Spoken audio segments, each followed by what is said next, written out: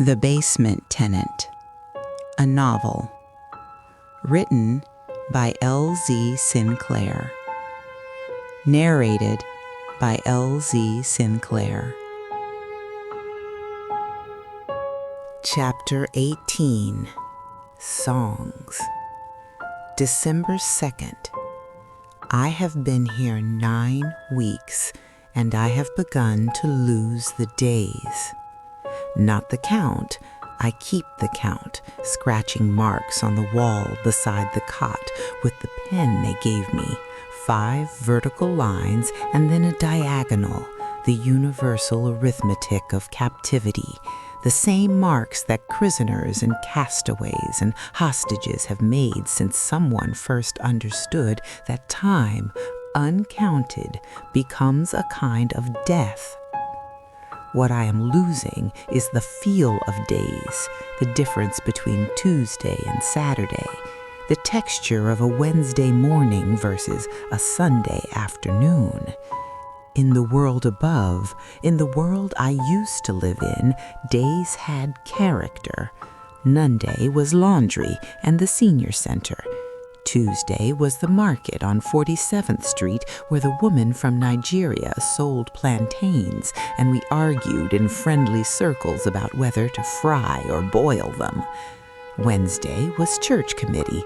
Thursday was the clinic where the young doctor, Elias, tall, too thin, with his mother's eyes, though I did not know that then, took my blood pressure and told me I was doing well, and I told him he needed to eat more, and he smiled the way doctors smile when patients give them instructions, which is to say with patience and the knowledge that the patient is probably right. Thursday. I miss Thursdays most.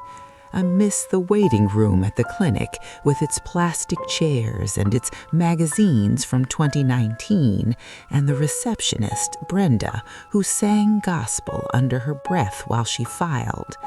I miss the walk from the bus stop past the barber shop where the old men sat outside regardless of the weather and called out greetings with the proprietary warmth of men who had claimed a corner of the world and defended it with their presence. I miss my house. I miss the kitchen. I miss the creak of the 3rd step. I miss the bedroom where Kwame died and where his absence has a shape I have learned to live around, the way a river learns to live around a stone. I miss being a person whose days had names. December 10th. I sing Ya Ampansa at night. It is a high life song, old, from the 1930s, older than my mother, older than the country Ghana became. The melody is simple, a descending line like a staircase, and then a turn, an ascent like climbing back up. The song is about love, about a man who loved a woman and lost her and sang about the loss because singing was all he had left. I sing it quietly, not for rescue.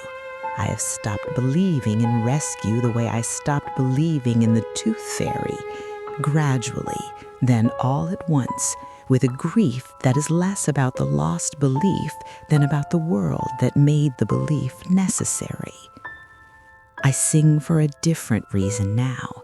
I sing because the woman above me is listening. I know she is listening because the walking stops when I sing. The woman who paces at night, who moves through her house with the restless energy of a person trapped in a space too large for her life. The woman goes still. I can feel it through the floor, the cessation of movement, the held breath, the specific quality of attention that comes when a person hears something they cannot explain. She hears me. She does not know what she hears. She thinks it is the pipes or a radio or the medication she takes. I have heard the pill bottle, the tap water, the small daily ritual of a woman managing her chemistry. But she hears me, and the hearing is a thread between us, thin as spider silk, strong as the thing that makes a person turn their head toward a sound they cannot name. I sing for her. I sing because she is the only audience I have, and because an audience, even an unwitting one, even a woman 3 floors above who thinks she is hearing ghosts, is the difference between singing and silence.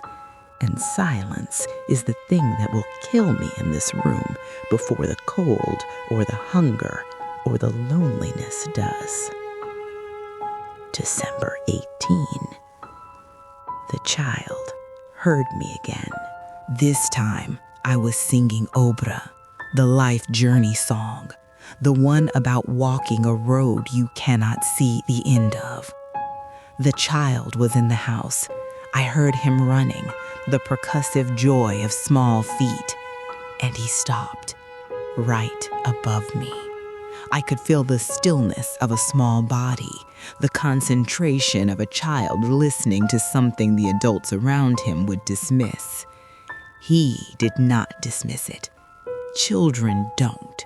Children hear the world the way it is, not the way it has been explained to them. The adults in this house have been taught that sounds from the basement are pipes, ductwork, and old buildings settling. The child has not been taught this yet. The child hears a woman singing and knows it is a woman singing. I stopped. I always stop when I know someone is listening close, because the closer the listening, the greater the danger. The danger that someone will come and the danger will be worse than this room, and also the danger that no one will come and the listening will stop and I will be alone again in the silence. But today, before I stopped, I heard the child's voice, high, clear, carrying through the floor the way all honest things carry, without effort, without concealment. He said something to the woman. I could not hear the words, but I heard the tone, a question, the tone of a child who has found something real and is asking an adult to confirm it. The woman answered. Her tone was different, soothing, dismissive, the tone of a parent managing a child's fear by denying its source. I know this tone. Every mother knows this tone. It is the tone we use when we say there is nothing under the bed, and the dark cannot hurt you, and everything is fine. And we use it because we love our children, and because the truth that there are things under the bed, that the dark can very much hurt you, that everything is not fine, is a truth we are not ready to give them. But the child is not wrong, and the woman, if she would stop managing and start listening, would know it too. I will keep singing. I will sing for the child who hears me and the woman who almost does, and for myself who is still here, still counting, still alive, in a room beneath a house full of people who do not yet know that the floor they walk on is someone else's ceiling. December 15. I had a dream last night. I dreamed I was in my kitchen on Prairie Avenue making contomaire stew the way Compame liked it, with the smoked fish and the palm oil and the spinach that you must wash 3 times because the grit is persistent and life is too short for gritty spinach. In the dream, the kitchen was warm and the radio was playing High Life, Daddy Lomba, I think, or Amache Dede, and the house was full of the particular sound that a house makes when it is being lived in, when the walls have absorbed enough joy and argument and prayer and cooking smoke to have become something more than structure, something alive, something that knows you. I woke up in the dark, in the room, on the cot. the dream dissolved the way dreams do, not all at once, but in layers, the kitchen fading first, then the music, then the warmth, until all that remained was the smell. I could still smell the stew. I could still smell Kwame's kitchen, and the smelling was both a gift and a cruelty, because it reminded me that the body has its own memory, a memory that lives in the nose and the tongue and the fingertips, and that this memory cannot be locked in a room. It escapes, it travels, it finds you in the dark and says, "Remember. Remember who you are. Remember what you had. Remember that you are a person who made stew in a kitchen that loved her, and that person still exists, even here, even now." I cried. Not from sadness, from the particular grief of dreaming about home when you cannot go there, which is not the same as homesickness. Homesickness is wanting to go back.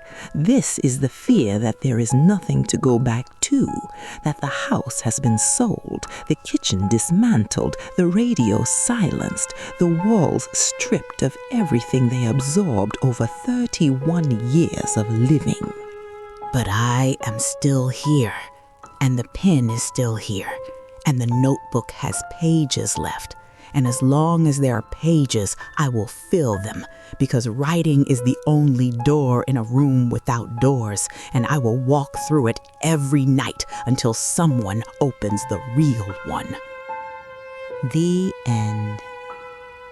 You have been listening to The Basement Tenant, written by L.V. Sinclaire, narrated by L.V. Sinclaire. Thank you for listening.